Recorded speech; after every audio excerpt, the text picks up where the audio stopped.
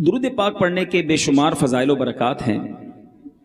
ام المومنین سیدتنا عائشہ صدیقہ رضی اللہ تعالی عنہا سے روایت ہے، صاحب معراج محبوب رب بے نیاز صلی اللہ تعالی علیہ وسلم نے ارشاد فرمایا، جب کوئی بندہ مجھ پر درود پاک پڑھتا ہے تو فرشتہ اس درود کو لے کر اوپر جاتا ہے اور اللہ عز و جل کی بارگاہ میں پہنچاتا ہے تو اللہ عز و جل ارشاد فرماتا ہے، اس درود کو میرے بندے کی قبر میں لے جاؤ، یہ درود اپنے پڑھنے والے کے لیے استغفار کرتا رہے گا اور اس بندہ خاص کی آنکھیں اسے دیکھ کر ٹھنڈی ہوتی رہیں گی۔ یعنی درود بارگاہ رسالت میں فرشتہ پہنچا دیتا ہے، گویا درود خود جو ہے وہ پڑھنے والے کے لیے استغفار کرتا ہے۔ اور کیا چاہیے کہ درود ہم پڑھیں اور پھر قیامت تک ہمارے لیے استغفار ہوتا رہے، مغفرت کی دعائیں ہوتی رہیں۔ تو اے میرے بیچے اسلامی بھائیوں، درود پڑھنا ایک کمال کا وظیفہ ہے، مگر مسئلہ یہ ہے کہ آج ہمارے پاس فضول باتوں کے لیے وقت ہے، سوشل میڈیا کے لیے، موبائل فون کے لیے، دوستوں میں گپ شپ کے لیے، اور آپ کی زبان میں، سندھ کی زبان میں کہوں تو کچہری کرنے کے لیے بڑا وقت ہے، مگر وقت نہیں ہے تو درود پڑھنے کے لیے نہیں ہے۔ ایسا نہ کریں، اپنی زندگی میں درود پاک کو ایسا شامل کر لیں کہ روزانہ ایک مقررہ تعداد، ایک پرٹیکولر کوانٹٹی میں درود پاک پڑھیں۔ علماء کہتے ہیں کہ اگر کوئی شخص روزانہ 313 بار درود پاک پڑھ لے تو وہ کثرت سے درود پاک پڑھنے والوں میں شامل ہو جاتا ہے۔ اب 313 میں دیر کتنی لگتی ہے؟ الصلاۃ والسلام علیک یا رسول اللہ، یہ بھی درود پاک ہے۔ صلی اللہ تعالی علی محمد صلی اللہ علیہ وسلم، یہ بھی درود پاک۔ کتنی دیر لگتی ہے؟ 15 20 25 منٹ میں 313 درود پاک ہو جاتے ہیں۔ آئیے سخی صاحب کے، سخی سلطان کے قدموں میں آئے ہیں، میں بھی نیت کروں، آپ بھی کریں، اور انہی کے ایصال ثواب کے لیے نیت کر لیں کہ روزانہ 313 بار درود پاک پڑھیں گے۔ ہاں، اچھی جگہ پر اچھی نیتیں کرنی چاہیے نا، right place for the right intention, بہترین جگہ ہے اچھی نیتیں کرنے کی۔ تو نیت کر لی ہم نے، انشاءاللہ روزانہ 313 بار درود پاک پڑھیں گے۔ آئیے محبت کے ساتھ بآواز بلند درود پاک پڑھیں۔ صلو علی الحبیب صلی اللہ تعالی علی محمد صلی اللہ علیہ وسلم۔ ایک تو ہم اس ہستی کے قدموں میں آئے ہیں کہ جن کو خاص بادشاہ جیلان، شہنشاہ جیلان، حضرت غوث اعظم رضی اللہ تعالیٰ عنہ سے خاص نسبت حاصل ہے۔ میر میراں، پیر پیراں، الشیخ عبد القادر جیلانی رضی اللہ تعالیٰ عنہ کی اولاد سے حضرت سخی سلطان سید عبد الوہاب شاہ جیلانی رحمۃ اللہ تعالیٰ علیہ ہیں۔ حیدرآباد میں ان کا آنا یہ اس پورے خطے کے لیے بہت بڑی نعمت ہے۔ ایک روایت کے مطابق آپ 8ویں صدی، اور ایک روایت ایسی ملتی ہے کہ آپ 10ویں صدی میں اس دنیا سے آپ نے وصال فرمایا، یعنی 400 سے 600 سال یہ پرانے بزرگ ہیں، اور غوث پاک سے ان کو نسبت مدینہ منورہ بغداد معلیٰ میں برکتیں لینے کے بعد ایک پیر کامل بن کے یہاں تشریف لائے۔ اس زمانے میں جو دین کی خدمت کرنی تھی تو کی، لیکن اس کے بعد بھی آج ان کا دربار بھی فیضان لٹا رہا ہے۔ دنیا کے کونے کونے سے لوگ سخی کے دربار پر آتے ہیں، اور ان کی سخاوت کا دریا ایسا بہتا ہے کہ آج بھی لوگوں کی جھولیاں ان کے کرم سے بھر دی جاتی ہیں۔ جس پیرانے پیر سے ان کو نسبت ہے، یقیناً سارا عالم ہی ان سے محبت کرتا ہے۔ غوث اعظم کی تو کیا بات ہے، بریلی کے تاجدار نے جب شان غوث اعظم بیان کرنا چاہی تو کیا خوب لکھا، واہ کیا مرتبہ اے غوث ہے بالا تیرا، واہ کیا مرتبہ اے غوث ہے بالا تیرا، اونچے اونچوں کے سروں سے قدم آلا تیرا، سر بھلا کیا کوئی جانے کہ ہے کیسا تیرا۔ غوث پاک کے مبارک چہرے اور سر کی بات تو چھوڑو، سر بھلا کیا کوئی جانے کہ ہے کیسا تیرا، اولیاء ملتے ہیں آنکھیں وہ ہے تلوہ تیرا۔ اور غوث اعظم کے غلاموں کو خوف نہیں ہوتا، مرید نہیں گھبراتے۔ اعلیٰ حضرت لکھتے ہیں، کیا دبے جس پہ حمایت کا ہو پنجہ تیرا، کیا دبے جس پہ حمایت کا ہو پنجہ تیرا، شیر کو خطرے میں لاتا نہیں کتا تیرا۔ اس پیرانے پیر کی خاص نسبت انہیں حاصل ہے۔ آئیے غوث اعظم رضی اللہ تعالیٰ عنہ کی زندگی میں آپ نے بڑی کرامتیں سنی ہیں، آپ کی زندگی کے بڑے واقعات آپ نے سنے ہیں، مگر آج غوث پاک کی زندگی کا ایک انوکھا پہلو، ایک یونیک ایکسپیکٹ، وہ بات جو نارملی ہم غوث پاک کی سیرت سے نہیں سنتے، میں نے سوچا کہ کرامتیں تو سنتے رہے، کیوں نہ کچھ آج ایسی بات کی جائے کہ جتنے اجتماع میں آئے ہیں اور جتنے مدنی چینل پر مجھے سن رہے ہیں وہ کچھ ایسی نیت کر کے، کچھ ایسا طریقہ اپنا کے جائیں کہ آج کے بعد ہماری زندگی میں ایک شاندار اور خوبصورت اضافہ ہو جائے، ہماری عادت میں ایک تبدیلی آ جائے۔ پہلے سمجھیے کہ غوث پاک کا مرتبہ کیا ہے، غوث پاک کا اسٹیٹس کیا ہے۔ آپ وہ عظیم ہستی ہیں، دنیا کے میں کئی اولیاء کرام آئے ہیں، آپ اگر اولیاء کرام کی سیرت پڑھیں نا، بہت سارے اولیاء کرام آئے، بہت سارے اولیاء کرام ایسے ہیں کہ جن کی زندگی میں ایک تبدیلی آئی، انہوں نے توبہ کی اور اللہ نے انہیں ولایت عطا فرما دی۔ مثال کے طور پہ حضرت فضیل بن عیاض رضی اللہ تعالیٰ عنہ بہت بڑے اللہ کے ولی ہیں، مگر آپ توبہ کرنے سے پہلے ڈاکو تھے، آپ ڈاکہ ڈالا کرتے تھے، لوگ ڈرتے تھے آپ سے، مگر آپ نے جب سچی توبہ کی اللہ نے اپنا ولی بنا دیا۔ حضرت حبیب عجبی رحمت اللہ تعالیٰ علیہ، آپ بہت بڑے اللہ کے ولی ہیں، مگر توبہ کرنے سے پہلے آپ سود کا کاروبار کرتے تھے، آپ نے سچی توبہ کی اللہ نے اپنا ولی بنا لیا۔ حضرت جنید بغدادی کو کون نہیں جانتا، آسمان ولایت کے چمکتے ہوئے ستارے ہیں، مگر آپ کی سیرت کو پڑھیں تو ایک روایت کے مطابق آپ اس لائن پر آنے سے پہلے، ولایت اور عبادت اور ریاضت اور نیکیوں والی زندگی پر آنے سے پہلے آپ پہلوانی کیا کرتے، کشتی کیا کرتے تھے، مگر سچی پکی توبہ کی، اللہ کی طرف رجوع لایا، اللہ نے اپنا ولی بنا لیا۔ پتہ کیا چلا؟ یعنی رب تعالیٰ کی رحمت دیکھو، نعمت دیکھو، بندہ کتنے ہی گناہ گار کیوں نہ ہو، سچی توبہ کرے، اس کو پکارے، وہ اس کے گناہ بھی معاف کرتا ہے، اپنا دوست بھی بنا لیتا ہے۔ تو ہمیں بھی مایوس نہیں ہونا چاہیے، بلکہ جس غوث اعظم کی بات کرنے چلے ہیں نا، میرے غوث کا دربار تو وہ ہے کہ آپ کے در پر ایک بار چور آیا، چوری کرنے کی نیت سے آیا تھا، مگر میرے غوث نے اس پر نگاہ ڈالی، اس نے توبہ کی، غوث پاک نے دعا کی، اللہ نے اسے کتب بنا دیا۔ سیکھنے کو کیا ملا؟ سچی توبہ بندے کی زندگی پلٹا دیتی ہے۔ میں گناہگار سہی، بدکار سہی، میں کیسا بھی سہی، اگر اللہ سے دوستی کر لوں، سچی توبہ کر لوں، تو میرے کریم کے خزانوں میں کمی نہیں ہے۔ وہ معاف کرنے والا، درگزر کرنے والا، بخشنے والا، اور کرم کے دریا بہائے تو ولایت عطا فرما دیتا ہے۔ تو میں آپ کو ایک مشورہ بھی دینا چاہتا ہوں کہ جب بھی اولیاء کرام کے مزارات پہ جائیں نا، تو وہاں اللہ سے ایک دعا کیا کرو، اور دعاؤں کے ساتھ ساتھ کہ یا اللہ ان کے صدقے مجھے بھی اپنا ولی بنا لے۔ ہاں، میرے رب عز و جل کے خزانے بہت بڑے، ہمیں لگتا ہے یار میں اور اللہ کا ولی، بھائی میں تو کچھ بھی نہیں نا، میرا کریم چاہے تو سب ہو سکتا ہے نا۔ امیر اہل سنت نے ماشاءاللہ اپنے اشعار میں ہمیں یہ ترغیب دلائی ہے، بڑا پیارا شعر ہے امیر اہل سنت کا۔ تو اپنی ولایت کی خیرات دے دے، ہاتھ اٹھائیے اور مل کر تو اپنی ولایت کی خیرات دے دے، میرے غوث کا واسطہ یا الہی، میرے غوث کا واسطہ یا الہی، بنا دے مجھے نیکوں کا صدقہ، گناہوں سے مجھ کو بچایا الہی، گناہوں سے مجھ کو بچایا الہی، آمین۔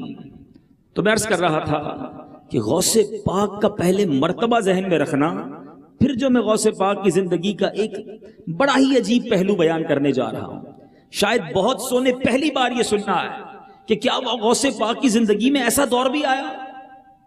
غوث پاک کا مرتبہ پتہ ہے کیا ہے؟ جیسے میں نے بتایا کہ بہت سارے اولیاء کرام کچھ اور تھے توبہ کیا تو ولی بنے، مگر پیرانے پیر، پیر دستگیر، روشن ضمیر، قطب ربانی، محبوب سبحانی حضرت شیخ عبد القادر جیلانی اللہ کے وہ ولی ہیں جو بائی برتھ یعنی مادر زاد ولی ہیں۔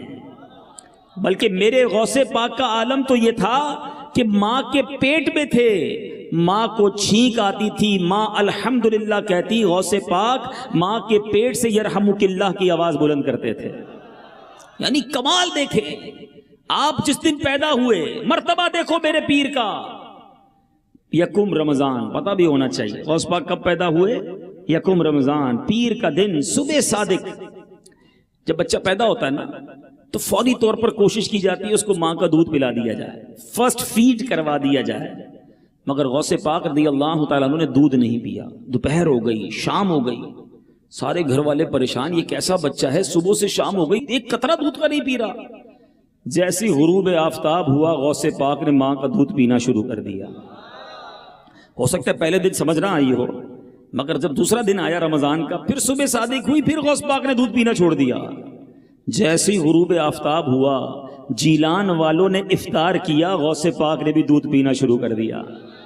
اب وہ ریئلائز ہوا کہ جناب اس بچے نے تو پہلے دن سے ہی روزہ رکھنا شروع کر دیا ہے۔ امیر علیہ السلام لکھتے ہیں نا، چھوڑا ہے ماں کا دودھ بھی ماہ سیام نے، چھوڑا ہے ماں کا دودھ بھی ماہ سیام میں۔ مگر ایک بات سنیے، سارے دیوانے غوث کے بیٹھے ہیں دنیا بھر میں، مجھے سنا جا رہا ہے، غوث پاک کے چاہنے والوں، اے 11ویں منانے والوں، اے قادریوں ذرا سنو، جس پیرانے پیر سے محبت کرتے ہو وہ تو پیدا ہوتے ہی روزے رکھنا شروع کر دیں، اور ہم فرض روزے چھوڑ دیں؟ کیا غوث پاک کا چاہنے والا رمضان کے روزے قضا کر سکتا ہے؟ سوچئے، سیرت غوث سے کچھ تو لیجئے نا۔ آؤ نیت کرتے ہیں آج کے بعد رمضان کا کوئی روزہ قضا نہیں ہوگا، بلکہ جو قضا ہو گئے جن کے توبہ بھی کریں اگر بغیر کسی شرعی مجبوری کے، اور نیت کریں ان سب کا کیلکولیشن کر کے، ان کا حساب کر کے، سارے پھر ادا بھی کریں گے انشاءاللہ۔ آگے چلتے ہیں، مرتبہ بتا رہا ہوں۔ غوث پاک جس دن پیدا ہوئے نا جیلان شہر میں، یہ قصبہ بغداد کے قریب ہے، جہاں پیدا ہوئے، اللہ تبارک و تعالیٰ کی کرم نوازی دیکھو، جیلان میں اس دن 1100 بچے پیدا ہوئے، اور 1100 کے 1100 لڑکے پیدا ہوئے، اور اللہ نے ان سب کو اپنا ولی بنا لیا۔ پیرانے پیر کی آمد تو کیا ہوئی، ولایت بٹنا شروع ہو گئی، اور یہ فیضان ایسا جاری ہے، علماء کرام کہتے ہیں آج بھی، جی ہاں سینکڑوں برس گزر گئے، آج بھی دنیا میں اگر کوئی ولی بنتا ہے، کسی کو ولایت ملتی ہے، تو بغداد والے غوث کے در سے ملتی ہے۔ تو یہ مرتبہ ہے، اتنا بڑا مقام ہے، ٹھیک ہے؟ اب ذرا غور سے دل تھام کے سننا، کہ جس کا اتنا بڑا مقام ہو، جو رب کی بارگاہ میں اتنا مقرب ہو، آپ دعا کریں تو کشتی دریا سے باہر آ جائے، آپ دعا کریں تو لوگوں کی مصیبتیں ٹل جائیں، مگر خود غوث اعظم پر کیسی کیسی مصیبتیں آئیں، غوث اعظم رضی اللہ تعالیٰ عنہ پر کیسی کیسی مشکلیں آئیں۔ آج میں زندگی کا ایک ایسا پہلو بیان کرنے جا رہا ہوں، جی ہاں آج بھی غوث پاک کا نام اللہ کی بارگاہ میں وسیلے کے طور پر پیش کیے جائے تو رب کریم اس عظیم بزرگ کی برکت سے ہماری مشکلیں ٹال دیتا ہے۔ مگر خود پیرانے پیر سیدی غوث اعظم رضی اللہ تعالیٰ عنہ کی حیات طیبہ میں آپ نے کتنی مشکلیں اٹھائیں، ذرا غور سے سنیے گا۔ خود سرکار غوث پاک رضی اللہ تعالیٰ عنہ فرماتے ہیں کہ میں شہر میں جب رہتا تھا، بغداد شہر میں جب چلے گئے تھے، ایسا وقت بھی آیا کہ آپ فرماتے ہیں کہ میں گرے پڑے ٹکڑے یا جنگل کی کوئی گھاس پتی اٹھا کر کھا لیا کرتا تھا، کئی سال فاقے سے گزرے۔ فرماتے ہیں اور جب دیکھتا کہ میں کوئی گھاس پھوس اٹھا لوں تو دوسرے فقراء کو دیکھتا تھا کہ وہ بھی کوئی گری پڑی چیز اٹھانے آئے ہیں، تو میں اپنے اسلامی بھائیوں پر ایثار کر کے واپس آ جاتا، چھوڑ دیتا تاکہ یہ گھاس پھوس کھانے کا بچا ہوا ٹکڑا یہ کھا لے۔ بھوک کے اندر بھی ایثار ہے۔ آگے چلیے، فرماتے جب بھوک کے سبب کمزوری حد سے بڑھ گئی، قریب الموت پہنچ گیا، غوث پاک فرما رہے ہیں اتنا بھوک لگی، کھانا کئی دنوں سے نہیں کھایا تھا، اب ایسا لگا مر جاؤں گا، تو کہتے ہیں میں نے پھول والے بازار سے ایک کھانے کی جو چیز زمین پر پڑی تھی اٹھائی اور ایک کونے میں جا کر بیٹھ گیا کہ وہ گری پڑی چیز اٹھا کر کھا لوں۔ کہتے ہیں اتنے میں ایک عجمی نوجوان آیا. عجمی کہتے ہیں جو عربی نہ ہو, ہم سارے عجمی ہیں, ٹھیک ہے. یعنی ایک عجمی نوجوان آیا اور اس کے پاس تازہ روٹیاں تھیں اور بھنا ہوا گوشت تھا. وہ بیٹھ کر کھانے لگا. تو کہتے ہیں میرے برابر میں بیٹھ کر تازہ گوشت کھا رہا ہے, گرم روٹی کھا رہا ہے, اور میرا بھوک سے برا حال ہے. غوث پاک فرماتے میری بھوک اور بڑھ گئی, شدت بڑھ گئی. ایسی حالت ہو گئی کہ جب وہ نوجوان لقمہ اٹھا کر اپنے منہ میں ڈالتا تھا تو غوث پاک فرماتے بے اختیار میرا بھی جی چاہتا کہ میں اپنا منہ کھولوں اور میرے منہ میں یہ لقمہ ڈال دے. سوچو کبھی زندگی میں ایسی بھوک ہم میں سے کس نے برداشت کی ہے؟ ہم میں سے کون ہے جس نے زمین سے اٹھا کر ٹکڑے کھائے؟ اے قادریوں میرے پیر, ہم سب کے بڑے پیر نے یہ وقت گزارا ہے. آگے سنتے جاؤ. اب کہتے ہیں آخر میں نے اپنے نفس کو ڈانٹا, منہ کھولنے کا جی چاہا نا تو نفس کو ڈانٹا کہ اے نفس بے صبری نہ کر, بے صبری مت کر, اللہ میرے ساتھ ہے, چاہے موت کیوں نہ آ جائے میں اس نوجوان سے مانگ کر نہیں کھاؤں گا. بات بات پر مانگنے والے, بات بات پر ہاتھ پھیلانے والے, چھوٹی چھوٹی معاملے پر لوگوں سے اپنی مصیبت کا بتا کر مدد مانگنے والوں, سنو, یہ ہاتھ پھیلانا, مدد مانگنے کے لیے سوال کرنا یہ اللہ کو پسند نہیں. ہر کسی کو اجازت نہیں ہے کہ وہ سوال کرے. مسکین ہو, کھانے کو بالکل نہ ہو, جس کے پاس بالکل تنگ دستی ہو وہ ہاتھ پھیلائے نا. ادھر تو ہر دوسرا آدمی مانگ رہا ہوتا ہے. کسی اور سے کیوں مانگتے ہو؟ مانگنا ہے تو اپنے رب سے مانگو. ہیں التجا کرنی ہے تو مدینے والے سے کرو نا. شاعر لکھتے ہیں نا, کسی کا احسان کیوں اٹھائیں, کسی کا احسان کیوں اٹھائیں, کسی کو حالات کیوں بتائیں, تمہیں سے مانگیں گے تم ہی دو گے, تمہارے در سے ہی لو لگی ہے.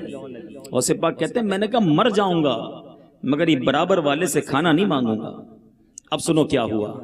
کہتے یکایک وہ نوجوان میری طرف متوجہ ہوا اور کہنے لگا آئیے بھائی آپ بھی شامل ہو جائیں. اب غوث پاک کو وہ آفر کر رہا ہے تو میں نے انکار کیا, اس نے اصرار کیا کہ نہیں آپ تھوڑا سا تو لیجئے.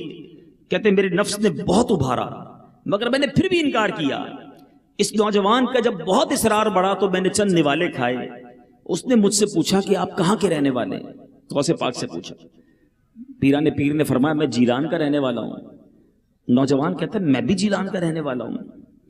تو وہ نوجوان کہتا ہے یہ بتائیے کہ آپ کیا مشہور زاہد حضرت سیدنا ابو عبداللہ صومعی رحمت اللہ تعالی علیہ کے نواسے عبد القادر کو جانتے ہیں؟ وہ نوجوان کہتا ہے. تو پیران پیر کہتے ہیں میں یہ سن کر بے قرار ہو گیا اور کہنے لگا کہ وہ میں ہی تو ہوں.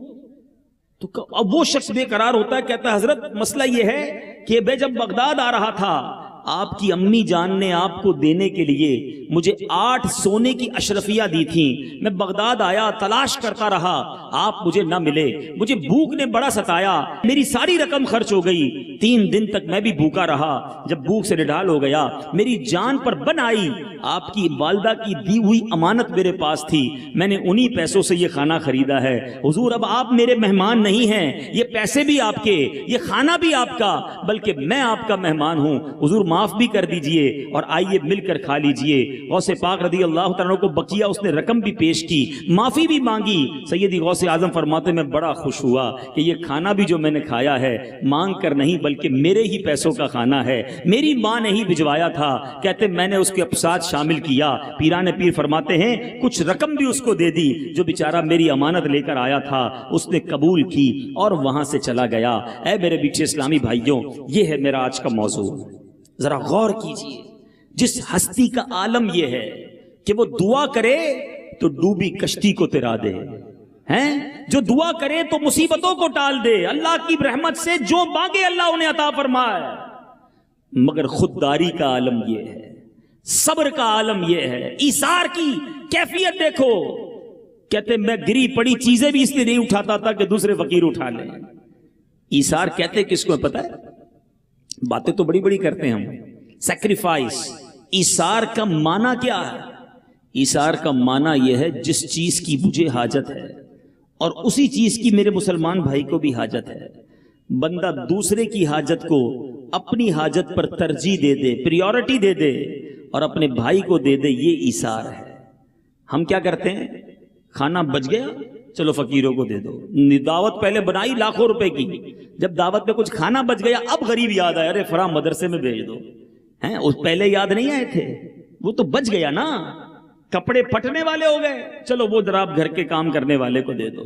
4 بار سلا لیا جوتا, اب گھس گھس کے پرانا ہو گیا, چلو یار یہ کسی فقیر کو دے دیتے ہیں. ابھی سردیاں آئی ہیں, پرانا سویٹر نکالا ہوگا تو اس میں کوئی سوراخ نکلا, ارے یہ تو کام کا نہیں رہا, چلو کسی غریب کو دے دیتے ہیں. موزے پہنتے پہنتے پتہ چلا ہوگا اس میں بھی کوئی سوراخ ہے, چلو نئے موزے لیتے ہیں, یہ کسی غریب کو دے دیتے ہیں. ہمارا عالم دیکھیں, مینٹل لیول دیکھو. اللہ کی راہ میں جب بھی خرچ کرنے کی باری آتی ہے ہم پھٹا پرانا پھینکنے والا دیتے ہیں. یہ ایثار نہیں ہے. ٹھیک ہے پھینکنا نہیں چاہیے, اگر کسی غریب کا بھلا ہو تو دے دیں, مگر ایثار کی برکت ہے نا, اس کا انداز ہی اور ہے, اور اس کا ثواب بھی کیا ہے. نبی پاک فرماتے ہیں, حدیث کا مضمون ہے, جو اللہ کے لیے ایثار کرتا ہے اللہ اسے جنت عطا فرما دیتا ہے. تو اب بتاؤ ہم ایثار کب کرتے ہیں؟ ہمارا تو حال یہ ہے, آپ کو چوٹ لگانے کے لیے سوال کر رہا ہوں, دیکھو اللہ کی راہ میں دیتے وقت ہماری کیفیت کیا ہوتی ہے. اگر مثال کے طور پہ جمعے کی نماز پڑھی اور مسجد کا ڈبہ یہ جھولی ہمارے سامنے آئے, ذہن بن بھی گیا کہ چلو یار آج سخاوت کے دریا بہائیں گے, آج 50 روپے دیں گے. ہاں ہماری سخاوت بھی مسجد کے لیے 50 روپے کی ہے, اس سے زیادہ کی نہیں ہے. 100 روپے دیے تو شاید 15 آدمی کو بھی بتاتے ہوں گے میں نے 100 روپے دیے آج مسجد میں. بہرحال 50 دیے یا 100 روپے دیے, کرتے کیا ہیں؟ جیب سے پیسے نکالے, پرس ہے تو پرس نکالا, ڈبے میں ڈالتے ہوئے جیب میں 2 50 کے نوٹ ہیں, ایک پرانا والا ایک نیا والا. اپنے دل سے پوچھو مسجد کے ڈبے میں کون سا ڈالتے ہو؟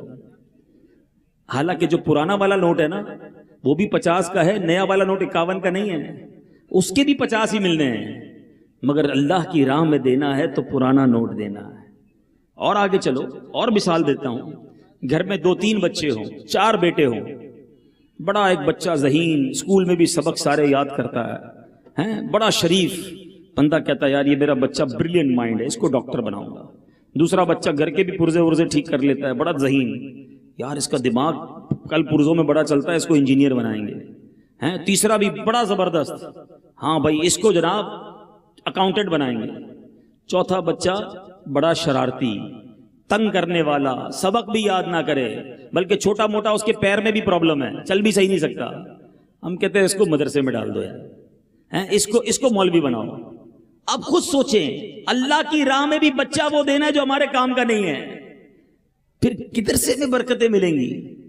اور اس وجہ سے ایک اور پرابلم بھی بتاؤں آپ کو. لوگ کہتے ہیں کہ یار ہمارے علماء انٹلیکچوئلز نہیں ہیں, علماء زمانے سے ہم آنگ نہیں ہے, اتنی زبردست اپروچ نہیں ہے. میں آپ سے پوچھتا ہوں, آپ نے مدرسوں کو کون سا مٹیریل دیا ہے؟ دو نا اپنے خاندان کا سب سے ذہین بچہ, اپنے خاندان کا سب سے بریلینٹ بچہ, کہ اس کو انشاءاللہ حافظ قرآن اور مفتی بناؤں گا, پھر وہ دیکھو بچہ دنیا میں جا کے دین کی کیسی خدمت کرتا ہے. ہم اللہ کی راہ میں جب بھی دینے کی باری آتی ہے کمزور چیز دیتے ہیں. یہ کیا محبت ہے رب سے؟ اپنے بچوں کو دیتے ہو کمزور چیز, پھٹا ہوا موزہ کبھی بچے کو دیا ہے؟ اپنی فیملی کو کھانا کھلانے کے لیے کبھی بچا ہوا کھانا لائے ہو؟ اللہ کی راہ میں جب دینے کی باری آئے گی سب سے کمزور چیز نکالتے ہو. قرآن کے 4 پارے کی پہلی آیت ہے, لن تنالوا البر حتى تنفقوا مما تحبون. اللہ فرماتا ہے تم اس وقت تک بھلائی کو نہیں پہنچ سکتے جب تک اپنی پیاری چیز راہ خدا میں خرچ نہ کرو. بہترین چیز ہم تو نہیں کرتے ایسا, مگر پیران پیر کا عالم دیکھو, بھوک سے برا حال ہے, ٹکڑے اٹھاتے ہوئے بھی سوچ رہے ہیں کسی کا بھلا ہو جائے. آج ہم کہتے ہیں میرا بھلا ہو جائے, کسی کا بیڑا غرق ہوتا ہو تو ہو جائے. جن ولیوں کے درباروں پہ آئے ہو نا, سخی سلطان کے در پر آنے والوں سنو, ان ولیوں کے دل بڑے ہوتے تھے, یہ درگزر کرنے والے ہوتے تھے, یہ ایثار کرنے والے, یہ اللہ کے بندوں کا اچھا سوچنے والے. آج مزاروں سے بھی فیض لٹا رہے ہیں, مگر آج ہمارا ذہن یہ بن چکا ہے بس یار میرا کام ہونا چاہیے, کسی اور کی بات نہیں کرو. اتنا خود غرضی والا ذہن ہے, گاڑی پارک کرتے وقت بھی ذہن یہ ہوگا میری گاڑی لگ جائے بلے 2 کی گاڑیاں رک جائیں. نہ کرو ایسا. اسلام جو ہے نا وہ بھلائی کا درس دیتا ہے, سب کا بھلا, سب کی خیر, سب کے بھلے میں اپنی خیر, یہ نیت ہونی چاہیے. اے ولیوں کے در پر آنے والوں, ان سے محبت کرنے والوں سنو, اولیاء کرام کی زندگی درس دیتی ہے ایثار کا. آپ دوسروں کا بھلا سوچنے والے بنے, اللہ آپ کے کام سیدھے کر دے گا, آپ کی مشکلیں آسان ہونا شروع ہو جائیں گی. اور پھر اس واقعے سے ایک اور بات سیکھنے کو کیا ملی کہ غوث پاک میں صبر کتنا تھا، ہیں کتنے کتنے دن کے فاقے تھے، مگر اس مرد کلندر کی زبان پر شکوہ نہیں تھا۔ یاد رکھو، زبان پر شکوہ رنجو علم لایا نہیں کرتے، زبان پر شکوہ رنجو علم لایا نہیں کرتے، نبی کے نام لیوا غم سے گھبرایا نہیں کرتے۔ چھوٹی چھوٹی بات پر گھبرا جاتے ہو، چھوٹی چھوٹی باتوں پر شکوے شروع کر دیتے ہو، تھوڑا سا کاروبار کم ہو جائے، تھوڑے پیسے کھو جائیں، کوئی نقصان پہنچ جائے، شکوے شکایات واویلا۔ ارے صبر پھر کس شے کا نام ہے؟ مصیبت آئی ہے، پریشانی آئی ہے، کوئی ڈیفیکلٹی آئی ہے، صبر کرو نا۔ نبی پاک کی زندگی کیسی صبر والی، کربلا والوں کی باتیں کرتے ہیں، کربلا والوں کا صبر کیسا تھا۔ کسی ایک شہید کربلا نے کہا کہ یا اللہ ایسا کیوں ہو رہا ہے ہمارے ساتھ؟ کسی کی زبان پر شکوہ نہیں تھا۔ امام حسین کے چاہنے والوں، انہوں نے سر کٹا دیا مگر شکوہ نہیں کیا۔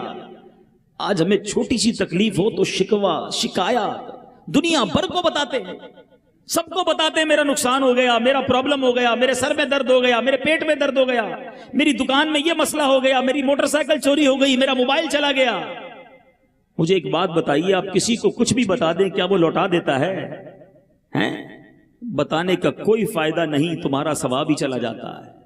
تمہارے صبر کا جو ثواب تھا وہ گیا۔ لوگ کہتے ہیں سارے زمانے کو بتا کر پھر کہتے ہیں اب کیا کر سکتے ہیں، صبر ہی کر رہے ہیں۔ اب آپ صبر نہیں کر رہے۔ صبر یہ تھا، یہ جو بڑا خوبصورت ایک جملہ ہے نا، صبر جمیل، کسی کو پتہ ہے صبر جمیل ہے کیا؟ یہ کسی جمیل بھائی کا صبر نہیں ہے۔ ہاں سنو، آج سمجھ لو، صبر جمیل یہ ہے مصیبت زدہ اور غیر مصیبت زدہ میں فرق نہ کر سکیں آپ، پتہ ہی نہ چلے کہ بندہ مشکل میں ہے، نہ اس کا چہرہ بتائے نہ اس کا انداز بتائے۔ میں جانوں، میرا رب جانے، میں کیوں کسی کو بتاؤں میرا کیا نقصان ہو گیا ہے؟ اچھا ایک سوال ہے، ویسے نقصان ہو تو سب کو بتانا ہے، فائدہ ہو تو کبھی بتاتے ہو کسی کو؟ گھر جا کر بھی فوراً بتائیں گے گھر والوں کو مارکیٹ بہت ڈاؤن ہو گئی ہے، بہت نقصان ہو گیا ہے، مال نہیں بک رہا ہے، تاکہ گھر والے خرچے کم کر دیں۔ لیکن جس دن آپ کی بکری اچھی ہوتی ہے اس دن گھر والوں کو جا کے بتایا بڑا اچھا بزنس ہوا ہے، ہم نہیں بتاتے، گھر والے خرچہ شروع کر دیں گے۔ کوئی اچھی چیز لوگوں کو نہیں بتانی، اللہ نے اتنی نعمتیں دی ہیں، ذرا سا نقصان ہو جائے سب کو بتانا ہے۔ حضرت رابعہ بصریہ، دیکھو اللہ والے اور اللہ والیاں کیسی ہوتی ہیں۔ حضرت رابعہ بصریہ بہت بڑا نام ہے، ولایت کی بہت اونچی منزل پر ہے۔ ایک بار آپ نے ایک شخص کو دیکھا سر پر پٹی بندھی ہوئی تھی، تو حضرت رابعہ بصریہ نے کہا کیوں باندھی پٹی؟ کہ حضور سر میں درد ہے اس لیے باندھی ہے۔ بڑی کمال کی بات کی، فرماتی کبھی صحت کی پٹی بھی باندھی تھی؟ سمجھ آئی بات؟ کہ اللہ نے تجھے اتنے دنوں تک صحت مند رکھا، کسی کو نہ بتایا، آج تھوڑا سا درد آیا ہے تو سب کو بتانے لگا ہے۔ ہاں کسی کو کیوں بتاؤں میں کہ میں کس مشکل میں ہوں، میں کس پریشانی میں ہوں؟ اے میرے میٹھے اسلامی بھائیوں، بچپن سے ایک آیت یاد ہے، ان اللہ مع الصابرین، یاد ہے کہ نہیں یاد ہے؟ اللہ صابروں کے ساتھ ہے۔ ارے جس کے ساتھ رب ہو جائے اس کی مشکل کب رہے گی؟ صبر کرو نا، رب ساتھ ہو جائے گا، رب کی رحمت ساتھ ہو جائے گی، مگر صبر ہی تو نہیں آتا۔ آؤ اے پریشانوں، اے بیماروں، اے مصیبت زدوں، غور سے سنو، یہ بیماریاں، یہ پریشانیاں، صبر کرو نا تو کتنی بڑی نعمت ہے۔ اللہ تبارک و تعالیٰ اپنے بندوں کو آزماتا ہے اور پھر اس پر کیا کیا نعمتیں عطا فرماتا ہے۔ قرآن مجید فرقان حمید میں ہمیں بہت پہلے کہہ دیا گیا کہ ہمارا ٹیسٹ ہوگا۔ قرآن فرماتا ہے سورہ بقرہ آیت نمبر 155 میں، وَلَنَبْلُوَنَّكُمْ بِشَيْءٍ مِّنَ الْخَوْفِ وَالْجُوعِ وَنَقْصٍ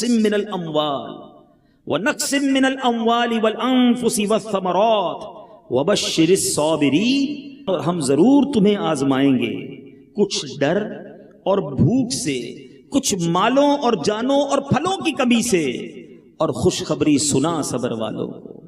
یہ ٹیسٹ ہوتا ہے ہمارا، بیماری آتی ہے، مال کم ہو جائے گا، صحت میں کمی آئے گی، واقعی نقصان ہوگا، یہی تو ٹیسٹ تھا نا۔ مگر اس امتحان میں لوگ ناکام ہو جاتے ہیں، واویلا کرتے ہیں، شکوہ کرتے ہیں، بلکہ معاذ اللہ اتنا آگے بڑھ جاتے ہیں کہ اس شکوے شکایات میں کفریہ کلمے بھی کہہ جاتے ہیں۔ ایک مصیبت تو بیماری کی آئی تھی، اس سے بڑی مصیبت یہ آئی کہ ایمان بھی چلا گیا۔ نہ کرو شکوہ، نہ کرو شکایت، صبر کرو، اللہ تمہیں اس کا بہت بہترین اجر عطا فرمائے گا۔ پیارے آقا علیہ الصلوۃ والسلام کی حدیث پاک سنیے، نبی پاک علیہ الصلوۃ والسلام ایک بار صحابہ کے پاس آئے، ارشاد فرمایا تمہارے ایمان کی علامت کیا ہے؟ پیارے آقا نے پہلے سوال کیا کہ کیا تم سب مومن ہو؟ تو امیر المومنین فاروق اعظم نے عرض کی جی ہاں یا رسول اللہ۔ فرمایا بتاؤ ایمان کی علامت کیا ہے؟ میں آپ سے بھی سوال کروں کون کون مومن ہے؟ سب کہیں گے ہم مومن ہیں، مسلمان ہیں۔ اب بتاؤ ایمان کی علامت کیا ہے؟ ہیں؟ پیارے آقا نے صحابہ سے یہی سوال کیا۔ صحابہ عرض کرتے ہیں حضور آزمائش کے وقت ہم صبر کرتے ہیں، اللہ کے فیصلے پر راضی رہتے ہیں، جب اچھے حالات ہوتے ہیں تو اللہ کا شکر ادا کرتے ہیں۔ نبی پاک نے فرمایا رب کعبہ کی قسم تم مومن ہو۔ یہ تین چیزیں ہیں، اب نوٹ کر لو۔ آسانی آئے، فراخی آئے، رزق بڑھ جائے تو شکر کرنا چاہیے، تنگی آ جائے، مشکل آئے تو صبر کرنا چاہیے، اللہ کی طرف سے ہمارے لیے کوئی فیصلہ ہو تو اس پر راضی رہنا چاہیے۔ یہ مومن کی نشانی ہے۔ ہم ہر جگہ الٹا کر رہے ہیں۔ اب سنیے گا ذرا، اللہ آسانی دے تو کیا کرنا ہے؟ شکر کرنا ہے۔ کیا کرنا ہے؟ ہم کیا کرتے ہیں؟ بندہ غریب ہو تو تھوڑے گناہ، پیسے بڑھتے جاتے ہیں، گناہ بھی بڑھتے جاتے ہیں، عیاشیاں بھی بڑھتی جاتی ہیں۔ خود سوچو یار، جو رب دے رہا ہے، عطائیں دے رہا ہے، وہ عطائیں بڑھاتا ہے، ہم خطائیں بڑھاتے ہیں۔ ہونا کیا چاہیے تھا؟ اللہ عطائیں بڑھاتا، ہم سجدے بڑھاتے، ہم صدقہ بڑھاتے، ہم نماز بڑھاتے۔ یا اللہ تو نے مجھے نوازا، میں تیرا اور شکر ادا کروں گا۔ مگر ہم وہ بدقسمت ہیں کہ جتنی نعمتیں بڑھتی جاتی ہیں اتنے گناہ بڑھتے جاتے ہیں۔ مشکل آتی ہے تو صبر کرنا چاہیے تھا، مشکل آتی ہے تو ناشکری کرتے ہیں، شکوے کرتے ہیں، اور جب اللہ کی طرف سے کوئی آزمائش، کوئی فیصلہ آ جائے تو اس پر بھی راضی نہیں رہتے۔ تینوں کام الٹ ہیں ہمارے۔ اے میرے میٹھے اسلامی بھائیوں، ہمیں اپنی عادت بدلنی ہے، ہم نے صابر بننا ہے۔ صبر والوں کے ساتھ کیسی کیسی برکتیں ہیں، سنتے جائیے اور ایمان تازہ کرتے جائیے۔ پیارے آقا علیہ الصلوۃ والسلام فرماتے ہیں کہ رب ارشاد فرماتا ہے، حدیث قدسی ہے، کہ جب میں اپنے بندے کو کسی بیماری میں مبتلا کروں، اگر کوئی مجھے بیمار سن رہا ہے نا تو غور سے سننا، اللہ فرماتا ہے جب میں اپنے کسی بندے کو بیماری میں مبتلا کروں اور وہ اس پر صبر کرے، کسی سے شکایت نہ کرے، کنڈیشن کیا ہے؟ صبر کرے اور شکایت نہ کرے۔ بس جناب بہت درد ہے سر میں، جان جا رہی ہے، سر پھٹ رہا ہے، کوئی دوائی کام نہیں آ رہی، پتہ نہیں کیا میرے ساتھ ہو گیا ہے، میں ٹھیک ہی نہیں ہو رہا۔ شکایت نہیں تو اور کیا ہے؟ صبر کرے اور شکایت نہ کرے۔ اللہ فرماتا ہے سنو وہ دے گا کیا تمہیں؟ ارشاد فرماتا ہے میں اس کے گوشت کو اچھے گوشت سے، اس کے خون کو اچھے خون سے بدل دیتا ہوں۔ پھر میں اگر اسے شفا دیتا ہوں تو ایسی شفا دیتا ہوں کہ اس کے نامہ اعمال میں کوئی گناہ باقی نہیں رہتا، اور اگر اس دوران اس کا انتقال ہو جائے تو میں اسے اپنی رحمت کاملہ کے سائے میں لے جاتا ہوں۔ یہ ہے صبر کا فائدہ۔ بیماری تو نعمت تھی نا، صبر کرتا تو گناہ ہی معاف ہو جاتے، مگر ہائے میری بے صبری، ہائے ہمارا واویلا، دنیا بھر کو بتانا ہے۔ آپ سوچئے اللہ مجھ سے اور آپ سے بڑی محبت فرماتا ہے، اللہ 70 ماؤں سے زیادہ چاہنے والا ہے۔ وہ رب کریم جب بھی کوئی آزمائش بھیجتا ہے اس کے پیچھے اس کی حکمتیں ہیں، ہمارے درجے بڑھنے ہیں، ہمارے گناہ معاف ہونے ہیں، ہمارا ثواب بڑھنا ہے، مگر ہم اس آزمائش میں فیل ہو جاتے ہیں، ہم اس تکلیف پہ صبر نہیں کرتے۔ سنو نبی پاک علیہ الصلوۃ والسلام فرماتے ہیں جب میں اپنے کسی بندے کے بدن پر، اس کے مال پر یا اس کی اولاد پر کوئی سختی بھیجوں، سنو وہ شخص جس کا کاروبار ڈاؤن جا رہا ہے، سنو میرے وہ بھائی جس کی اولاد بیمار ہے، سنے میرا وہ بھائی جو خود بیمار ہے، حدیث پاک سنا رہا ہوں، جس بندے کے بدن پر، اس کے مال پر، اس کی اولاد پر کوئی سختی بھیجوں، پھر وہ صبر جمیل کے ساتھ اس کا استقبال کرے، تو قیامت کے دن مجھے حیا آئے گی کہ اس کے لیے میزان قائم کروں اور اس کا نامہ اعمال کھولوں۔ نامہ اعمال ہی نہ کھلے، اب فیصلہ کر لو، تھوڑی سی بیماری آئی ہے، تھوڑا کاروبار کم ہوا ہے، میں صبر کر لوں اور قیامت کے دن میرا نامہ اعمال نہ کھلے۔ یہ سودا مہنگا تو نہیں ہے نا؟ ہے میزان عمل پر بخشا جاؤں، اس سے بڑی کون سی نعمت ہے؟ تو کیوں کرتے ہیں شکوے، کیوں کرتے ہیں شکایت، کیوں نہیں کرتے صبر؟ اے میرے میٹھے اسلامی بھائیوں، آپ اللہ کے فیصلوں پر راضی رہنا سیکھیے، اور بزرگان دین کا انداز بتاتا ہوں. حضرت فتح موصلی رحمت اللہ تعالی علیہ کی زوجہ محترمہ، ایک بار آپ کو ٹھوکر لگی، آپ کا ناخن ٹوٹ گیا. آپ میں سے کسی کا ناخن ٹوٹا ہو تو پتہ چلتا ہے کتنی سخت تکلیف ہوتی ہے، جان نکل جاتی ہے.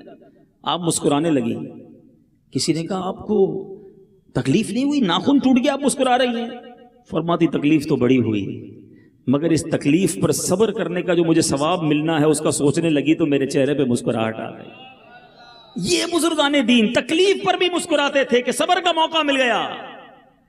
کئی بزرگان دین کی سیرت میں آتا ہے کہ 40 دن اگر گزر جاتے اور کوئی تکلیف نہ ہوتی تو ڈر جاتے تھے کہ لگتا ہے اللہ ناراض ہو گیا ہے، ڈھیل دے دی گئی ہے، مجھے پوچھا نہیں جا رہا.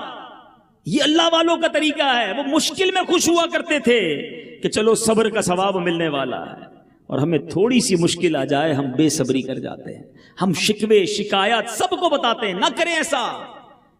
آج ایسے بھی اگر مجھے اسلامی بھائی اور مدنی چینل پر اسلامی بہنیں سن رہی ہیں کہ جن کے بچوں کا انتقال ہو گیا ہو، چھوٹے بچے چلے جاتے ہیں دنیا سے، تکلیف ہوتی ہے ماں باپ کو، مگر اس میں بھی اتنا باویلا، اتنا شور، اتنی بری باتیں کرتے ہیں اور بعض اوقات کفریہ کلمات بک جاتے ہیں. ایسا نہ کریں. سنیں اس میں کتنی بڑی برکت اور کتنی بڑی فضیلت ہے. پیارے آقا علیہ الصلوۃ والسلام نے فرمایا جس مسلمان جوڑے کے 3 بچے انتقال کر جائیں، اللہ عز و جل ان بچوں پر فضل و رحمت کرتے ہوئے دونوں کو جنت میں داخل کر دے گا. صحابہ نے عرض کی حضور 2 بچے؟ آقا نے کہا 2 بچے ہوں پھر بھی جنت میں داخل کر دے گا. پھر صحابی نے کہا حضور 1 بچہ؟ فرمایا 1 بھی. پھر فرمایا اس ذات پاک کی قسم جس کے قبضہ قدرت میں میری جان ہے، جس عورت کا کچا بچہ فوت ہو جائے، جن کا حمل گر جاتا ہے، سنو صبر کرو. نبی پاک فرماتے ہیں قسم اٹھا کر کہ جس عورت کا کچا بچہ فوت ہو جائے اور وہ اس پر صبر کرے تو وہ بچہ اپنی ماں کو ناف سے کھینچتا ہوا جنت میں لے جائے گا. ارے یہ تو جنت کا سامان آیا تھا اور تم نے چیخیں مار کر لوگوں کو بتا کر اللہ کی بارگاہ میں شکوے کر کے ایسے ایسے جملے کہتے ہیں جو جملے عموماً ہمارے گھروں میں کہہ دیے جاتے ہیں. یہ بہت بری عادت ہے. اللہ کی رضا پر راضی رہنا سیکھیے.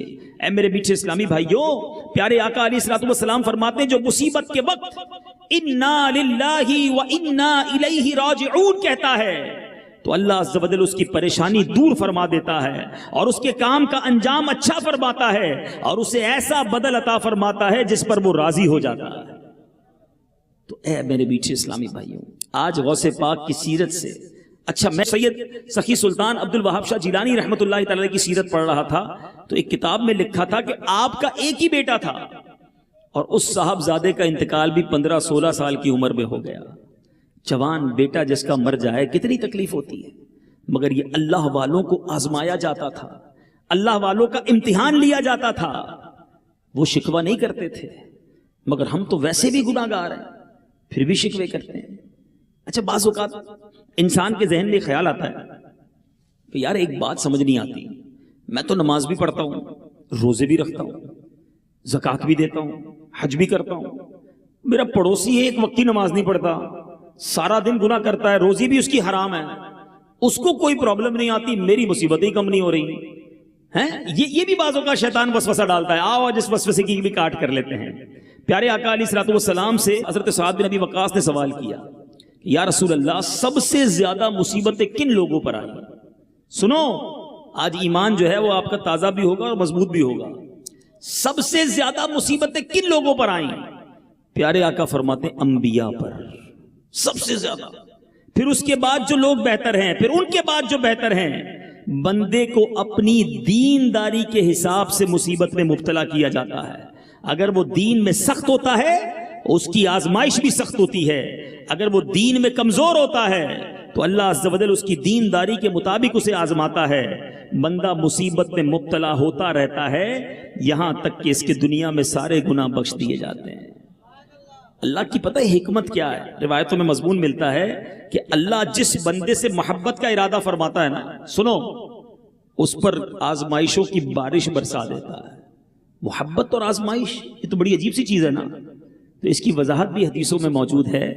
رب کی رضا یہ ہے کہ میرے بندے سے دنیا میں جو غلطیاں ہو گئی ہیں میں آزمائش بھیجوں، وہ صبر کرے، اس صبر کی وجہ سے اس کے گناہ معاف ہو جائیں، میرا بندہ میرے پاس آئے تو گناہوں سے پاک آئے، اسے جنت میں داخل کر دو۔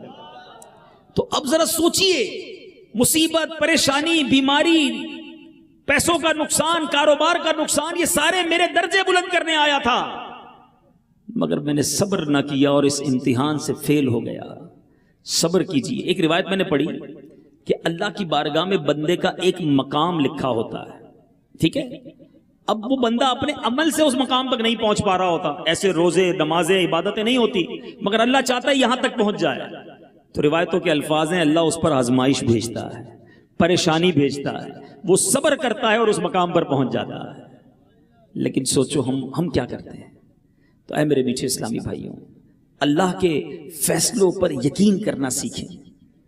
بعض اوقات خیال آتا ہے کہ یار مزار پہ جا کر بھی دعا مانگی، میں نے تو مکہ شریف جا کر بھی دعا مانگی، فلاں پیر صاحب سے بھی دعا کروائی، میری دعا قبول نہیں ہوئی، میری مصیبت ٹلی نہیں۔ اے میرے میٹھے اسلامی بھائیوں، ہمیشہ اپنے رب پر بھروسہ کرنا۔ اگر آپ سے کوئی مصیبت نہیں ٹالی جا رہی نا، اسی میں بہتری ہوگی، اسی میں ہمارے لیے بھلائی ہوگی۔ میں آپ کو ایک مثال کے ذریعے سمجھاتا ہوں، توجہ رکھیے گا، ایک مثال کے ذریعے سمجھاتا ہوں۔ آپ کا ایک چھوٹا بھائی ہو اور اس کا گلا خراب ہو، یا چھوٹا بیٹا ہو آپ کا، ٹونسلز ہو جائیں یا فلو ہو جائے، بخار ہو جائے، اور وہ رونے لگے مجھے آئس کریم کھانی ہے، میں نے ٹھنڈا پانی پینا ہے، ٹھنڈا برف والا شربت پینا ہے، آپ پلائیں گے؟ جواب دیجئے، نہیں پلائیں گے۔ اچھا وہ رونے لگے پھر بھی نہیں پلائیں گے؟ کوئی دوست آپ کا دیکھ رہا ہو کہ یار کیسے ظالم والد ہو یار، بچہ رو رہا ہے آپ آئس کریم نہیں کھلا رہے، بچہ رو رہا ہے آپ شربت بھی نہیں پلا رہے، آپ کیا جواب دیں گے؟ بھائی مجھے پتا ہے اس کو کب کیا دینا ہے، ابھی دوں گا تو اس کا بخار بڑھ جائے گا، اس کا گلا خراب ہو جائے گا، یہی جواب دو گے نا؟ اب دل پر ہاتھ رکھ کے میری بات سننا، تم والد ہو، تم کو پتا ہے بچے کو کب کیا دینا ہے، میرے مالک کو نہیں پتا مجھے کب کیا دینا ہے۔ میں رو رہا ہوں یا اللہ بیٹا دے دے، میں رو رہا ہوں یا اللہ کاروبار میں برکت دے دے، میں رو رہا ہوں یا اللہ مجھے اپنا مکان دے دے، نہیں مل رہا۔ رب پر بھروسہ رکھو، یہی میرے لیے اچھا ہے۔ ہو سکتا ہے بیٹا ملنا ہو اور اسی بیٹے نے مار کر مجھے گھر سے نکالنا ہو، نہیں ہے ایسے بیٹے؟ پوچھو ان ماں باپ سے جن کو اولڈ ہاؤس میں بچے ڈال کر آئے ہیں، وہ سوچتے ہوں گے بچہ نہ ہی ہوتا تو اچھا تھا۔ سوچو، مال بڑی نعمت ہے، کیا پتا میرا پیسہ بڑھنا تھا اور میرا ایمان جانا تھا، اللہ نے مجھے مال ہی نہیں دیا تاکہ میرا ایمان سلامت رہ جائے۔ رب پر بھروسہ کرنا تو سیکھو نا۔ تو مصیبتیں آتی ہیں، پریشانیاں آتی ہیں، ہم نے صبر کا دامن تھامنا ہے۔ آپ صبر کرو، رب کی رحمت آپ کے ساتھ ہوگی۔ سیدی غوث اعظم کے صبر کا عالم آپ نے سنا، اب آؤ پیران پیر کی عبادت کا کیا عالم تھا۔ غوث پاک اس غربت میں، اس عالم فقیری میں بھی کیسی عبادت کرتے تھے۔ فرماتے تھے رات بھر عبادت کرنی ہوتی، نیند بڑی آتی تھی، میں نے دیوار سے ایک کھوٹی باندھی، اس کھوٹی سے رسی لگائی، اپنے گرد باندھ لی، ساری رات کھڑا رہتا عبادت کرنے کے لیے، جب تھوڑی سی نیند آتی جھٹکا کھاتا، وہ رسی کھچتی، میری آنکھ کھل جاتی۔ فرماتے ہیں میں نے 40 سال تک عشاء کے وضو سے فجر کی نماز ادا کی ہے۔ اے غوث پاک کے چاہنے والوں، اولاد غوث کے در پہ آئے ہیں، یہ وہ لوگ ہیں جو 40 سال تک عشاء کے وضو سے فجر پڑھے، اور اولیاء کا چاہنے والا نہ عشاء پڑھے نہ فجر پڑھے۔ بتاؤ نا یہ کیسی محبت ہے۔ ہم ساری زندگی 11ویں کھاتے ہیں، بالکل کھائیں گے، مگر نیازی ہیں اس سے پہلے نمازی ہیں۔ ہمارے غوث تو نمازی تھے نا، نماز سکھانے والے، اور ہم نمازیں قضا کر دیتے ہیں۔ بہت سارے ایسے نمازی ملتے ہیں، کہتے ہیں 4 نمازیں ہو جاتی ہیں، فجر میں آنکھ نہیں کھلتی۔ اول تو پڑھتے نہیں، کچھ تو ایسے جو کہتے ہیں سارا دن کام میں مصروف ہوتا ہوں، رات کو ساری ایک ساتھ پڑھ لیتا ہوں۔ تو ان سے میرا سوال ہے کہ اتنے مصروف ہوتے ہو تو رات ہی کو ناشتہ کیا کرو، رات ہی کو دوپہر کا کھانا بھی کھا لیا کرو، ڈاکٹر نے پورے دن کی جو دوائیں دی ہیں وہ بھی رات کو کھا لیا کرو۔ تو آپ کہیں گے نہیں بھائی دوائی کا ٹائم ہوتا ہے، نہیں کھائیں گے تو صحت خراب ہو جائے گی، دوائی ٹائم پہ کھانی ہے، ناشتہ ٹائم پہ کرنا ہے، دوپہر کا کھانا ٹائم پہ کھانا ہے، نماز تم کو ساری ایک ساتھ پڑھنی ہے۔ سوچئے یہ کیسی اولیاء کرام کی محبت ہے۔ سب سے پہلا فرض نماز ہے۔ اے میرے میٹھے اسلامی بھائیوں، جان بوجھ کر جو ایک نماز قضا کر دے گا، نبی پاک فرماتے ہیں جو حدیث کا مضمون ہے، اس کا نام جہنم کے دروازے پر لکھ دیا جائے۔ پیارے آقا نے انگلیوں کو اس طرح ملا کر حدیث میں بتایا۔ کبھی عید کے دن ہوا ہوگا کوئی پہلوان سا آدمی گلے ملے، زور سے دبائے تو چیخ نکل جاتی ہے کہ پسلی نہ ٹوٹ جائے۔ بھائی پیارے آقا نے انگلیوں کا اشارہ کر کے بتایا کہ جو بے نمازی ہوگا اس کو قبر اس طرح دبائے گی کہ اس کی پسلیاں ٹوٹ پھوٹ کر ایک دوسرے میں پیوست ہو جائیں گی. نماز چھوڑ دیتے ہیں ہم. لوگ کہتے ہیں صبح آنکھ نہیں کھلتی. ان سب سے سوال ہے جن کی صبح آنکھ نہیں کھلتی کہ کبھی ایسا ہوا تمہاری صبح 6 بجے کی ٹرین ہو, آپ کہیں آنکھ نہیں کھلی, چلی گئی ٹرین, 4 بجے سے اسٹیشن پہنچ جاتے ہیں. دوستوں نے کہا یار رات 3 بجے نکلنا ہے پکنک کے لیے, خوشی میں رات ہی نیند نہیں آئی, یار دوست نکل نہ جائیں بغیر بتائے. کبھی کسی کی فلائٹ مس ہوئی ہے صبح 7 بجے کی, یہ کہے یار نیند نہیں آئی. نہ فلائٹ مس ہوتی ہے, نہ بس مس ہوتی ہے, نہ ٹرین مس ہوتی ہے. کبھی سیٹ کہہ دے صبح 8 بجے آفس آ جانا, بہت ضروری کام ہے, خبردار جو نہیں آئے تو بندہ 7:45 بجے کھڑا ہوگا. تمہیں سیٹ کی بات یاد آتی ہے, تمہیں رب کا حکم یاد نہیں آتا. کہتے ہو آنکھ نہیں کھلی, پتہ اس کی وجہ کیا ہے آنکھ کیوں نہیں کھلتی؟ اس کی وجہ یہ ہے کہ سب چیزوں کی اہمیت ہے تمہارے نزدیک, نماز کی اہمیت نہیں ہے. پوچھو ان نمازیوں سے جو نمازی ہیں, ان کو رات اس ٹینشن میں نیند نہیں آتی فجر نہ چلی جائے. اللہ کی رحمت سے ان کی جتنی دیر سے بھی سوئے فجر میں آنکھ کھلتی ہے, کیونکہ ان کے نزدیک اہمیت ہے فجر کی. کیسے چلی جائے میری نماز؟ میں غوث کا ماننے والا, میں قادری, میں غوث پاک کا مرید جو عشاء کے وضو سے 40 سال تک فجر پڑھے. آؤ میرے میٹھے اسلامی بھائیوں, آج یہ نیت کر کے جانا ہے آج کے بعد میری کوئی نماز قضا نہیں ہوگی. ایسا نہیں, ایسا نعرہ لگاؤ مردود شیطان ادھر سے بھاگ جائے, آج کے بعد کوئی نماز قضا نہیں ہوگی. اب آؤ غوث پاک کی ایک اور پیاری عادت.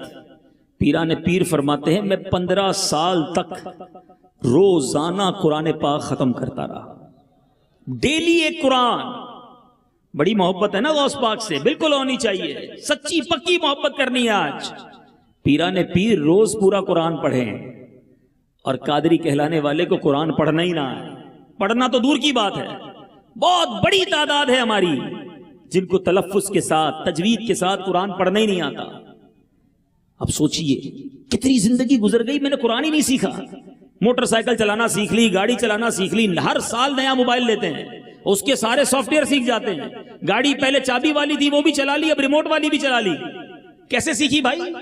بس دوستوں کو پکڑتا ہوں, ان کو کہتا ہوں بتاؤ یار کیسے کھلے گی, بند کیسے ہوگی, اس کا جناب پیٹرول کا بٹن کدھر ہے, سوئچ کون سا یہ بتا دو. سب سیکھ لیتا ہے بندہ. کیوں؟ ضروری سمجھتا ہے. آپ نے قرآن کو ضروری سمجھا ہی نہیں ہے, ورنہ 5 سال کا بچہ بھی پڑھنا چاہے تو پڑھ بھی لیتا ہے, پورا حفظ بھی کر لیتا ہے. قرآن کو ضروری نہیں سمجھا. جب مسلمان قرآن کے بغیر بھی جیتا ہے, حدیث پاک کا مضمون ہے جس دل میں کچھ قرآن نہیں وہ ویران مکان کی مانند ہے. مگر بڑی تعداد ہماری قرآن پڑھنا نہیں جانتی. پڑھنا جانتی ہے تو پڑھتی نہیں ہے, پورا سال قرآن نہیں کھولتے ہیں. ایسا نہ کریں میٹھے اسلامی بھائی, قرآن کی روزانہ تلاوت کریں اور صحیح طریقے سے تلاوت کریں. اچھا جب ہم ایسی بات کرتے ہیں نا کہ قرآن صحیح پڑھنا چاہیے, نہیں پڑھیں گے تو گناہ ملے گا, تو کچھ لوگ کہتے ہیں یار یہ بڑی مشکل باتیں کرتے ہیں, اتنا تھوڑی ہوتا ہے, اللہ معاف کرنے والا ہے, تھوڑا بہت تو چلتا ہے. پہلے میں آپ کو عربی کی سینسٹیوٹی بتا دیتا ہوں اور پھر آپ ہی کی زبان میں آپ کو اس کا مطلب بھی بتاتا ہوں. پہلے سمجھیے عربی کتنی سینسٹیو ہے, کتنی حساس زبان ہے. تھوڑا سا فرق معنی کو کدھر سے کدھر لے جاتا ہے. ہم روز ہی پڑھتے ہیں نا صراط الذین انعمت علیہم, سورہ فاتحہ میں پڑھتے ہیں نا, ان لوگوں کے راستے پر چلا جن پر تیرا انعام ہوا. انعمت علیہم, اگر کوئی پڑھ لے انعمت علیہم, تا کی جگہ تو پڑھ لے, صبر کی جگہ پیش پڑھ لے, تھوڑا ہی فرق ہے نا.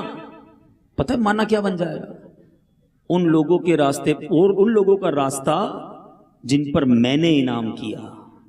اللہ کے انعام کی بات ہو رہی ہے, اب بندہ کہہ رہا ہے میں نے انعام کیا. نماز ہوگی اس کی, ثواب ملے گا اس کو. قل هو اللہ احد, کہو کہ اللہ ایک ہے, احد. اگر کوئی کہتا ہے احد, ہا کی جگہ پڑتا ہے ہا, سننے میں تو اتنا فرق نہیں ہے احد اور احد میں. سنو معنی کیا بن جائے گا. احد کے معنی ایک ہے, احد کے معنی بزدل ہے. اب جو اللہ کو یہ کہے گا کیا اس کی نماز ہوگی؟ اس کو قرآن فائدہ دے گا؟ کچھ روایتوں کا مضمون ہے کہ کچھ قرآن پڑھنے والے ایسے ہیں جن پر قرآن خود لعنت کرتا ہے. اچھا پھر شیطان بھی تو ہے نا, وہ کہے گا جناب یار یہ ایسا تھوڑی ہوتا ہے, تھوڑا ہی تو فرق ہے, پڑھ تو لیتے ہیں نا, اللہ معاف کرنے والا ہے. چلو میں اب یہ سائنس نے نا بڑے کام آسان کر دی ہیں. پہلے لوگوں کو کرامت سمجھ نہیں آتی تھی. غوث پاک فرماتے ہیں نظر تو الی بلاد اللہ جمعن کخردلۃ علی حکم اتصالی، میں اللہ کے شہروں کو ایسے دیکھتا ہوں جیسے رائی کا دانہ میری ہتھیلی پر موجود ہے. ہاں چاہنے والے تو شروع سے مانتے تھے، مگر جن کو سمجھ نہیں آتی تھی ان کو آج کے موبائل فون نے سمجھا دیا ہے. 5,000 6,000 کا موبائل لے لو، اس میں 200 روپے کا انٹرنیٹ ڈلوا لو اور گوگل پر سرچ کرو تو پوری دنیا ہاتھ میں یوں نظر آنے لگ جاتی ہے. تمہیں 5,000 کا موبائل دکھا دے، غوث پاک کا روحانی کنیکشن دکھا دے تو کیا مسئلہ ہے؟ ہاں بڑا آسان ہو گیا کرامت سمجھنا ہے. تو اب جو کہتے ہیں نا یار چلتا ہے تھوڑا بہت تو فرق ہے. اب میں آپ سے سوال کرتا ہوں، اب میری بات صحیح سمجھ آ جائے گی آپ کو کہ قرآن صحیح پڑھنا کس لیے اور کتنا ضروری ہے. آپ کی کوئی پاسورڈ تو لگاتے ہو نا کبھی کبھی موبائل پہ، ویب سائٹ پر لگاتے ہو، ای میل پر لگاتے ہو، یا کچھ لوگوں کا آن لائن بینکنگ ہوتا ہے تو اس میں بھی اپنا پاسورڈ ڈالتے ہیں اکاؤنٹ کا، سنبھال کے بھی رکھنا چاہیے. ٹھیک ہے، آپ نے پاسورڈ بنایا ہے ABCD کچھ بھی لکھا ہے وہ کیپٹل ورڈ سے لکھا ہے، اس کی جگہ اب ایسا کرنا اسمال ورڈ لکھ لینا، کھل جائے گا پاسورڈ. ہیں ارے وہی A تو ہے، چھوٹا ہی ہے نا، بڑا نہیں ہے. تو آپ کہیں گے نہیں یار اگر A بڑا فکس کیا ہے تو بڑا ہی والا لکھنا پڑے گا، اسمال نہیں چلے گا. اچھا چلو جو آپ نے لکھا ہے وہی لکھے رہنے دینا، ایک بیچ میں نقطہ اضافہ کر دینا، پھر تو کھل جائے گی نا ویب سائٹ. اچھا نہیں کھلے گی، نقطہ ہی تو بڑھایا ہے. اچھا چلے نقطہ بھی نہیں بڑھاؤ، تھوڑا اسپیس دے دو، جو پاسورڈ ہے نا اس میں ایک اسپیس کا بٹن صرف دبا دو، فرق تھوڑا سا ڈال دو، اب تو کھل جائے گا آپ کا اکاؤنٹ. اچھا اب بھی نہیں کھلے گا، کیوں اتنا بھی نہیں چلتا؟ نہیں جناب، جو ہے وہی کرنا پڑے گا. سارے دنیا کے معاملات سمجھ پڑتے ہیں آپ کو کہ جیسا پاسورڈ ہے، جیسا نقطہ ہے، جہاں فل اسٹاپ ہے ویسا ہی کرنا پڑے گا. دین کی باری آتی ہے یار اللہ معاف کرنے والا ہے، چل جائے گا. اللہ کے بندوں جو شرعی قانون ہے وہ پورے عمل کرنے پڑیں گے. وضو کے 4 فرض ہیں تو چاروں پر عمل کرنا پڑے گا. یار تھوڑی سی کونی سوکھی رہ گئی تھی آپ کہتے ہو نماز ہی نہیں ہوئی، بھائی یہ فرض ہے پورا کرنا پڑے گا. آپ کو ہاتھ پورے دھونے تھے، آپ کو مسا صحیح کرنا تھا، آپ کو پیر صحیح دھونے تھے، آپ نے غسل کیا اور سارے حیدرآباد کا پانی اپنے اوپر بہا دیا، اور جناب فرض غسل تھا، واجب غسل تھا، کلی نہیں کی، ناک میں پانی نہیں چڑھایا، غسل کے فرائض پورے نہیں کیے، آپ پاک نہیں ہوئے. مسئلہ یہ ہے کہ دین سے دوری ہے ہماری. شریعت کے معاملے میں ہم کہتے ہیں اللہ معاف کرنے والا ہے، باقی سارے معاملات پورے کر رہے ہیں. تو اے میرے میٹھے اسلامی بھائیوں یوں نہ کریں. اولیاء کرام کی سیرت سے یہ سیکھا کہ اب انشاءاللہ قرآن پڑھیں گے اور صحیح طریقے سے پڑھیں گے انشاءاللہ. گھبرائیں نہیں، دعوت اسلامی کا یہی تو کمال ہے. مشکل بتاتے بھی ہیں اور ساتھ حل بھی بتاتے ہیں.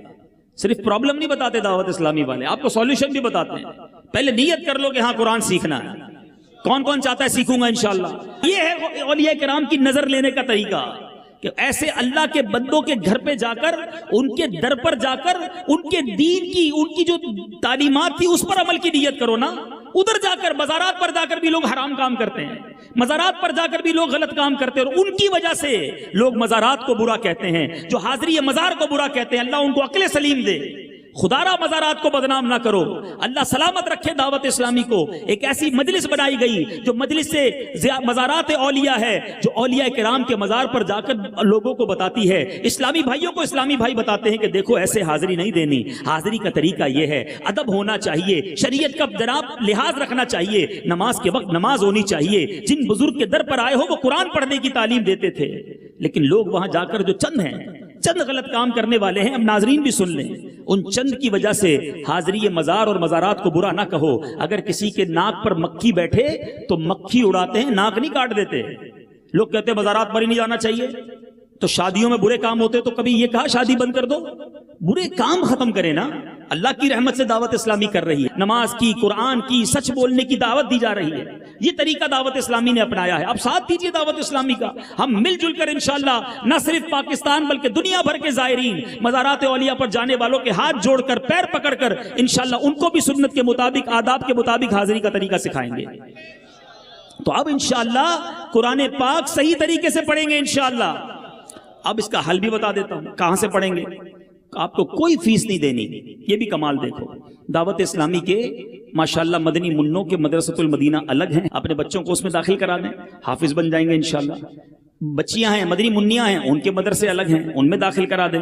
اچھا اب جو بڑے ہو گئے وہ کہیں گے یار ہم تو کام پہ بھی جاتے ہیں، نوکری پہ بھی جاتے ہیں، اور کیا اب اس عمر میں بچوں کے ساتھ پڑھیں گے؟ چلیں جناب آپ کا بھی مسئلہ حل ہے. اللہ کی رحمت سے پوری دنیا میں دعوت اسلامی نے مدرسۃ المدینہ بالغان بنا دی.